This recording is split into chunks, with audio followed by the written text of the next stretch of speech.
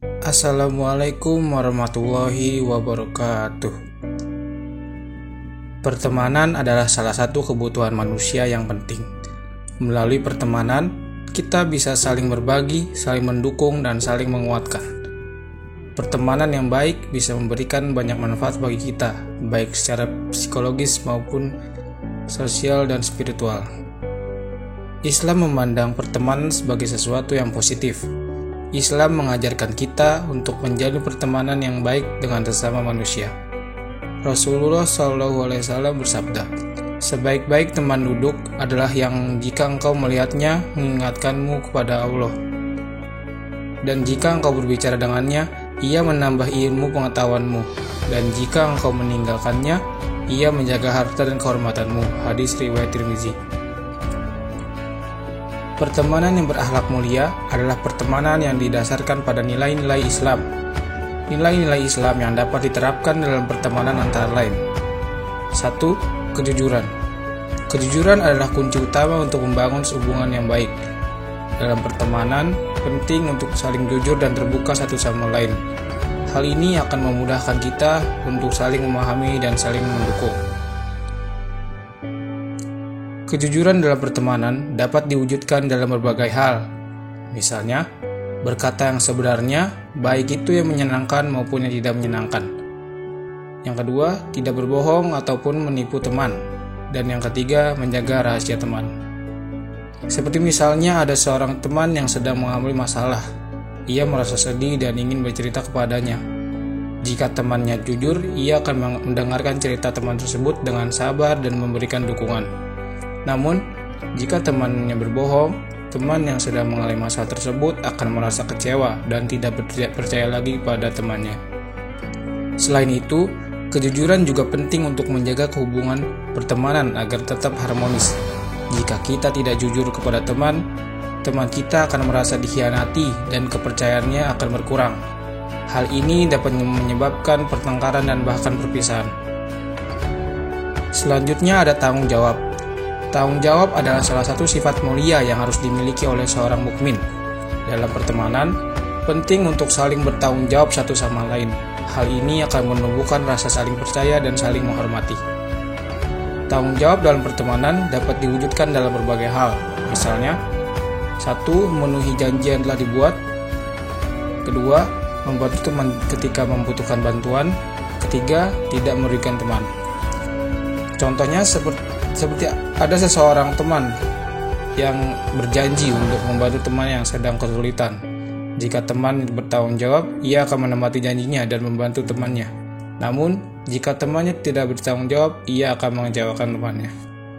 Selain itu, tanggung jawab juga penting untuk menjaga hubungan pertemanan agar tetap langgeng. Jika kita tidak bertanggung jawab kepada teman kita akan merasa tidak dihargai dan kecewa. Hal ini dapat menyebabkan pertengkaran dan bahkan perpisahan. Yang ketiga ada amanah. Amanah adalah kepercayaan yang harus dijaga. Dalam pertemanan, penting untuk saling menjaga kepercayaan satu sama lain. Hal ini akan menumbuhkan rasa saling menghargai dan saling menyayangi. Amanah dalam pertemanan dapat diwujudkan dalam berbagai hal, seperti menjaga rahasia teman, tidak mengambil barang milik teman tanpa izin, dan melaksanakan tugas yang diberikan teman.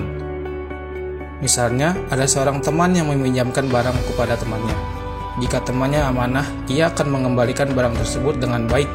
Namun, jika temannya tidak amanah, ia akan merusak atau menghilangkan barang tersebut.